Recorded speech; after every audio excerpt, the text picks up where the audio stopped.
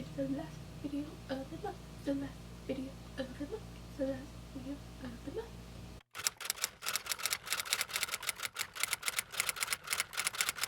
Hello everybody and welcome back. It is the end of July, which means that this is the end of my little video series on my disability and Disability Pride Month. So I wanted the final video for the month to just be a little advice video for those new to chronic illness or young like me, just to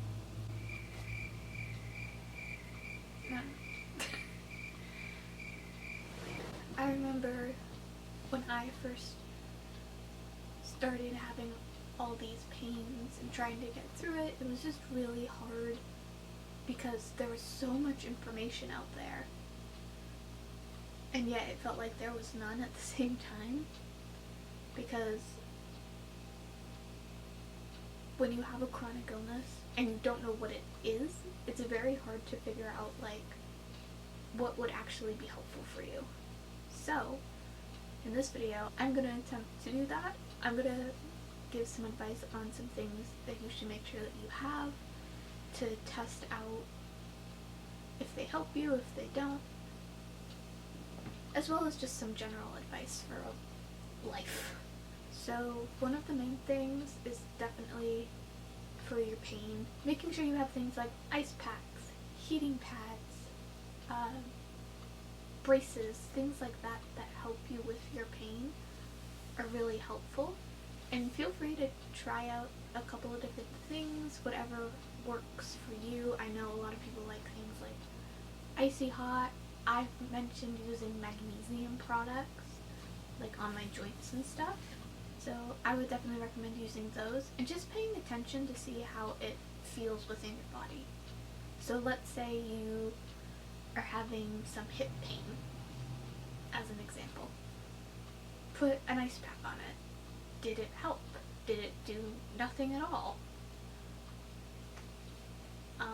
And then if it didn't do anything, try some heat.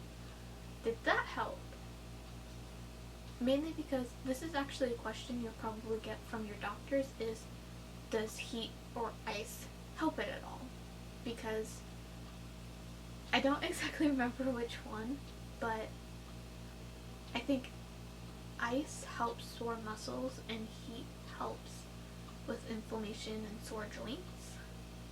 So it can actually be really helpful for your doctor to try and figure out the root cause of your problem. Also with different medications, I know Tylenol is supposed to help more with inflammation, where things like Advil are more for like muscular pain. So maybe keep that in mind as well. But yeah, take it slow also when you're trying out these new things. Don't feel like you need to go out and spend like $500 on a bunch of different pain products. Just buy a few things at a time. Grab something that, if you see something at the store, it's like, oh, I think that might help. Get it. Just don't feel like you need to buy everything all at once, because the likelihood that all of it will help you is very low. So do some research into specific things, and if you think it would help, buy it. If you don't get it. Yeah. So a more practical thing is more for your day-to-day life is get into meal prepping a little bit. I'm not saying sit down Sunday and cook for 5 hours, but this can be helpful for a variety of different disabilities. Is sitting down on a dedicated day, even if you don't cook the food, just plan out what you're gonna eat can be so helpful, because your pain is so unpredictable, right? So one day you could be perfectly fine, going about your day as if it was normal, and then the next day you could be in bed all day in pain, unable to move. So meal prep can be really helpful because your food's already made for you. All you have to do is like maybe heated up or something. So I definitely recommend getting into that. I personally prefer to prep my lunches because I have the same breakfast every day and it's pretty easy for me to kind of pull together. It doesn't take too much effort for me. And if I'm having a really rough day, my mom can help make sure dinner gets cooked, so I don't really need to worry about that. Lunch is really the only meal that I am still kind of on my own for, so I like to prep those. Most of the time, it is just sitting down on a Monday, and I kind of write out like, oh, I could have oatmeal this week. I got yogurt, so I could have a yogurt bowl. Smoothies are really nice. It's having those all kind of listed out, so on a good day, sometimes I still just like, I don't know what I want. I can refer to the list and just pick something off there that sounds good. Or if I'm having a really rough day, I can not really have to think and just look at a list instead of my fridge full of ingredients that can be very overwhelming. A big thing that I want to stress here is make sure that you are slow with yourself and allow yourself days where you take a really long time to do things. I mean, it might sound a little weird, so let me explain. When you're having a really hard day, you're in a lot of pain, maybe you're having like brain fog, or you feel just very overwhelmed, or whatever it is that you're going through, don't force yourself to, I have to get ready in an hour, if you don't have to. Obviously, if you have to get up for work or something, and you have to be out of the house in an hour, then yes, you need to make sure that you are out of the house in an hour. But if you can, like, let yourself take however long you need to get ready. I've had mornings where it takes me 30 minutes to get ready for the day. I've had mornings where it takes me 2 hours. You know, it's whatever I feel I need for that day. And even if you can't, because you have to be out of the house by a certain point, maybe there are certain things in your morning routine that you normally do that can wait until you get back, or can wait for you to do another day. Like, I know some people who they usually shower in the morning before they go, but they're in too much pain to shower, or showering is going to be a little bit of a longer process that day for whatever reason. They will just shower when they get back. They'll just, I know some people who use like baby wipes just to make sure that they're clean and they don't smell bad or anything for when they go to work, but they truly take a shower when they get back, or they don't take a shower because it's just too much for them, both of which are totally fine, totally valid things. So yeah, make sure that you're taking your time and you're being kind to yourself. You're going to learn a lot of really hard lessons being chronically ill, both with the people around you and how the world will treat you, but also just with your pain in yourself. You're going to learn a lot about yourself because a lot of the time you do have to spend a lot of time with just yourself. I think I've said this before, but my freshman and sophomore year of college, I really just kind of took a step back. It was like, I'm just gonna exist here for a couple years. I'm not gonna do too much. I'm just gonna be here, talking with my doctors, trying to figure some stuff out. It wasn't until my junior year that I actually had the energy and the courage to actually put myself out there again. This channel had a big part in that, so you are going to spend a lot of time alone, but that's okay.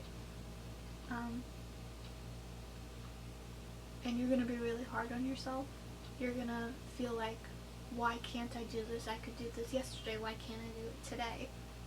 And if you ever say things like that to yourself, my biggest thing I can give you is to take a step back and say, why is it that I can't do it? It's because of my chronic illness or my chronic pain. Okay, well, you can't change that. So, is there truly anything wrong with you not being able to do this the way you did it yesterday? No, there's nothing wrong with the fact that that is true. And then maybe looking into, can I just do it later, another day when I'm feeling better? And just trying to be kinder to yourself. It's a big lesson that I think everybody should learn. The last big piece of advice sounds very obvious, but really isn't, is your health comes first. What I mean by that is, if you're like me, or maybe you're going through something like I did, when I was really sick and didn't really have a diagnosis, I kind of let my friends almost like walk all over me. I never said anything to them about it, but I had started to prioritize my health, and I was starting to refuse to go to things that would make me feel worse, which at the time involved a lot of food things, like going out to restaurants or whatever. And instead of my friends recognizing this, or even when I told them that, hey, I can't go to these things, but we can do other things that I can go to, instead of trying to accommodate me, they just left me out of everything. And I realized that those aren't the kind of friends that I want, and so we kind of just grew apart, which is fine. Not something I'm upset about, but maybe I was when it first happened, but I'm not mad about it now. The reason I tell you that story is putting your health first can be very difficult, especially when there are people in your life that don't want to also put your health first. It can be very upsetting when you tell people, I can't do this because of my health, and they have a very negative reaction to it. And I just want to say that at the end of the day, you deserve friends that understand and know that your health needs to come first, and if you can't do something, that you mean it, and that they should not be making fun of you for it. They should not be making you feel bad about it in any way. And it's going to be a lot easier to try and just push through things, or at least in your head it sounds a lot easier to just be like, oh, I'm just gonna go, yeah, I might get sick, I might be in pain the next day, or the next few days afterwards, but you know, it's my friends, I should be hanging out with them. Where, at the end of the day, you putting yourself in a position where you are going to feel worse because of a decision you made isn't the best for you. And that might be hard to hear, but I think it's really important. I'm gonna wrap up this video with one final piece, and it is that your health does not define you. Your disability might be a large chunk of your life, but it is not your entire life. I know it can be really frustrating because a lot of the time disability seeps into every little aspect of your life, and it can feel very overwhelming, and those are all very normal feelings to have. There is nothing wrong with having those feelings. Just as a little gentle reminder, you are more than your disability. You are an amazing, wonderful person, and you deserve to have people that love you exactly who you are and don't think you need to change in any way. So, on that positive note, I think this is the end of the video and the end of my July series. I hope you enjoyed it.